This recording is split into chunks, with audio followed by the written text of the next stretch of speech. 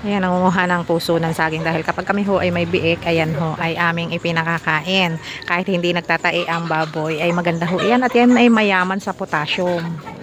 At alam niyo po ba mga kapigi na marami pong nutrients na nakukuha ang ating mga baboy sa puso ng saging at akin pong ni-research muna iyan. Shoutout po Patrick Kalumpang Sara, sabi mo po ay walang nutrients sa ubod ng saging at ito po ang mga benepisyo. Una na dyan ay mayaman sa potassium. Second po ay fiber, nakakatulong sa digestion. Vitamin C, nakakatulong sa immune system para labanan ang mga infection. Vitamin B6, nakakatulong sa metabolismo. At meron pa pong manganese para sa bone health. Pang-anim, antioxidant para po mawala ang stress. At yan po ang mga benepisyo ng saging sa ating mga alaga. At bago ko nga po ito i-share sa inyo, ito po ay aking mga nasubukan na at naging effective po sa aking mga alaga. Yun lang po, thank you and God bless. Follow for more.